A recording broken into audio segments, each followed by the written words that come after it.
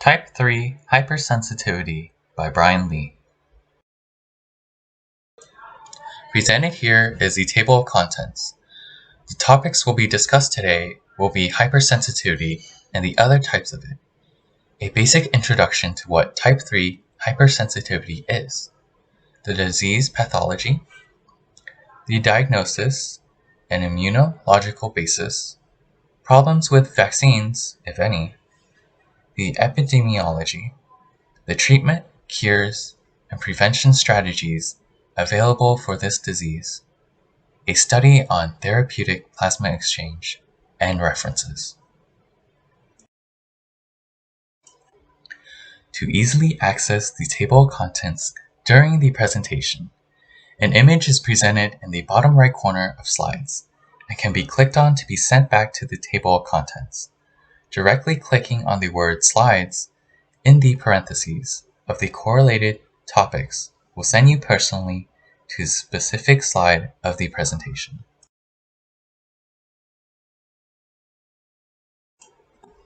First, I want to start out by explaining all the other types of hypersensitivities out there. Type 1 is characterized by the interaction of allergens with allergen-specific IgE cells, such as mast cells, basophils, and eosinophils. A common example that we see of this type is in people who are allergic to pollen. The reaction to this type can emit a mild response, such as a runny nose, to severe responses, such as death. Sometimes the death can be caused by an anaphylactic shock. Usually the responses to this type of hypersensitivity can be immediate or within hours. This is why it is also commonly known as immediate hypersensitivity.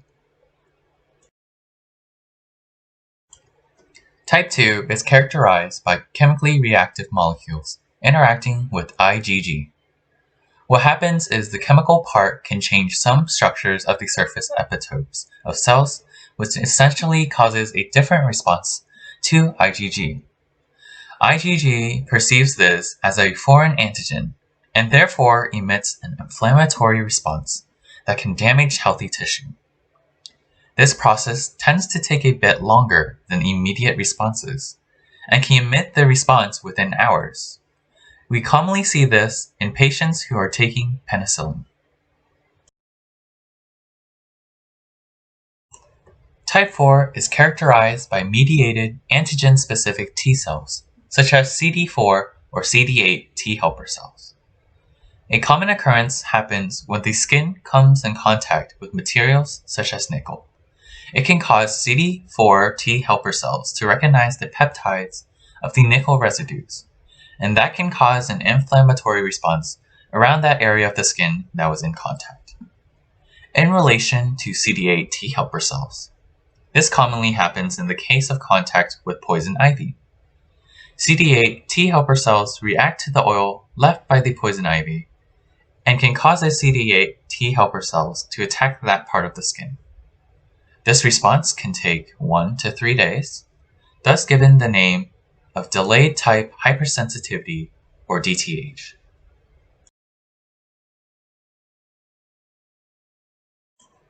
My topic, however, is based on type 3 hypersensitivity reactions.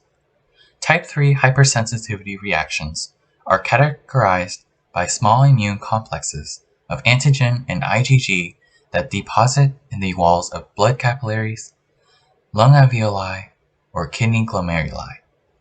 This would categorize this as a humoral response. What happens is the immune complexes activate complement and cause an inflammatory response that damages the tissues and essentially can impair or inhibit the responses of these tissues.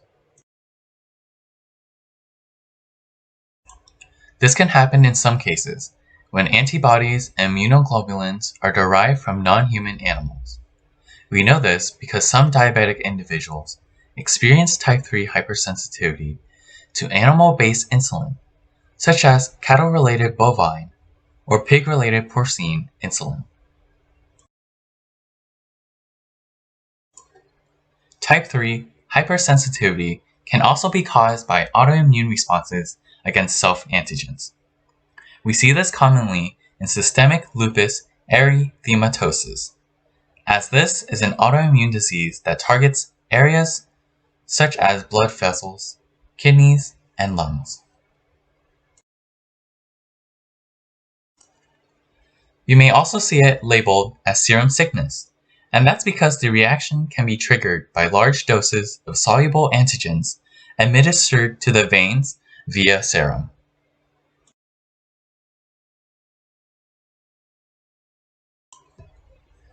There are different types of type 3 hypersensitivity. The types are dependent on the site of reaction that causes tissue deposition. If the reaction is in the lungs, it is known as extrinsic allergic alveolitis. On the kidneys, it's known as nephritis. If on the skin, then it is called vasculitic, and if the reaction is present systemically, it is categorized as serum sickness. Symptoms are dependent on the location of the reactions, as well as different areas are affected differently. If the reaction is happening in the lungs, respiratory functions are affected.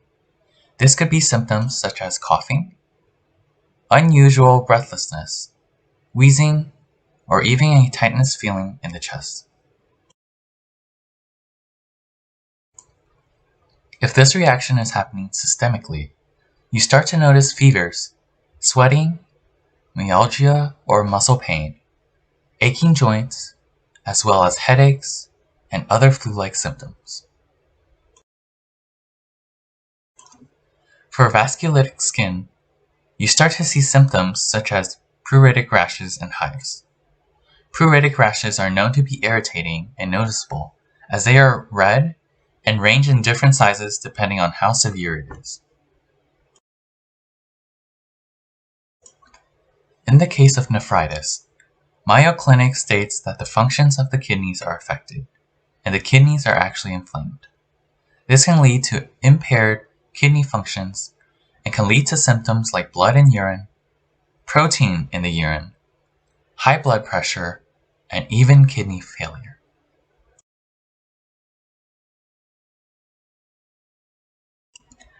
There is no single test that can be done for type 3 hypersensitivity.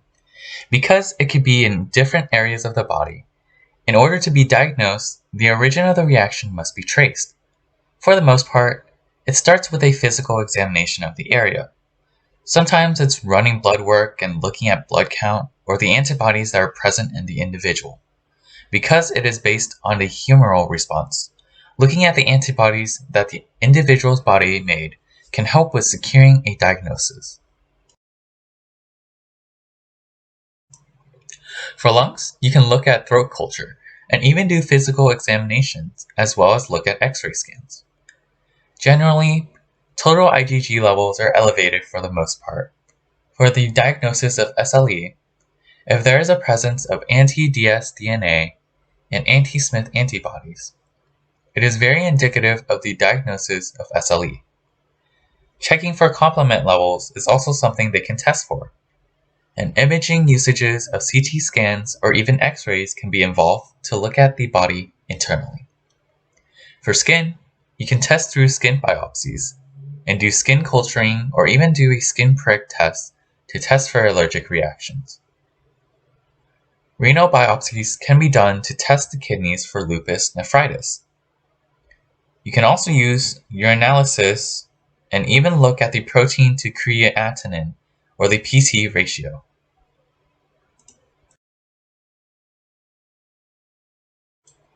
For the most part, reactions after a vaccine is administered are often rare. Usually, if a reaction occurs, it is within the 15-minute period of observation after a vaccine is administered. This doesn't involve type 3 hypersensitivity due to the time it takes for type 3 hypersensitivity to respond. Usually, reactions to vaccines are immediate and involve IgE-mediated cells. This doesn't include type 3 hypersensitivity again because type 3 involves IgG and not IgE. If an allergic reaction happens, they are often assessed by an allergist and therefore require investigation on what their body responded to.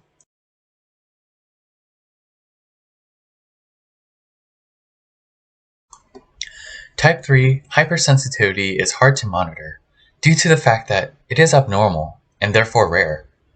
The commonality of the symptoms can be easily mistaken for other diseases, and the fact that everybody is different means that there could be different responses being elicited.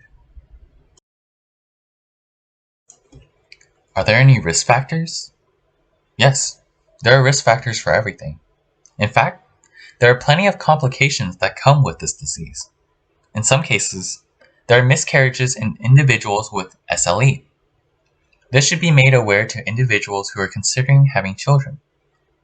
There can be the case of thrombosis, where blood clots block veins or arteries, and can cause numbness of limbs, swelling in the leg, constant chest pains, as well as stroke or a heart attack. There are plenty of more risk factors, but I would assume that the average lifespan of people diagnosed with type 3 hypersensitivity tend to die earlier. Transmission of this disease is complicated. Because there are different types of type 3 hypersensitivity, there are different ways to transmit this disease. Serum sickness-like reactions can be caused by synthetic monoclonal antibodies or chimeric proteins that are used as treatment.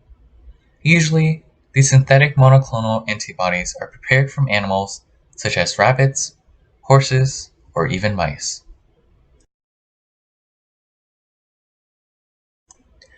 There are different types of scenarios that can cause this disease.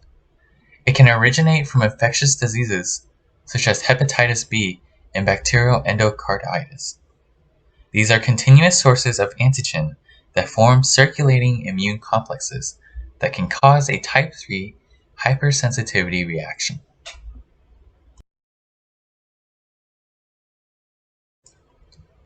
Another way of transmission can be actually from insects, such as ticks and mosquito bites.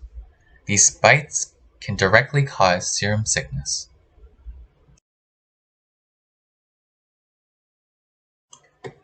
Possible treatments for type 3 hypersensitivity reactions are based on their symptoms. Because of the process that it takes for a type 3 hypersensitivity reaction to occur, it is often treated late. Usually they try to get rid of the antigen or the factor that is causing the response. Honestly, easy said than done. Some doctors prescribe antihistamines or non-steroidal anti-inflammatory drugs to counteract the inflammatory response that the individual's body is handling. In severe cases of inflammatory responses, they use corticosteroids to suppress the inflammation.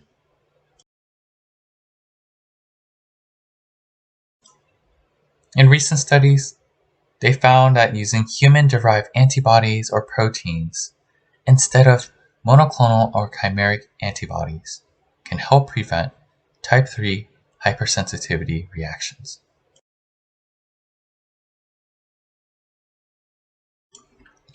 Therapeutic plasma exchange, or TPE, is a treatment to replace a specific, predetermined amount of the patient's plasma, and in this study is the dog's plasma, in order to relieve clinical signs of possible type 3 hypersensitivity or serum sickness.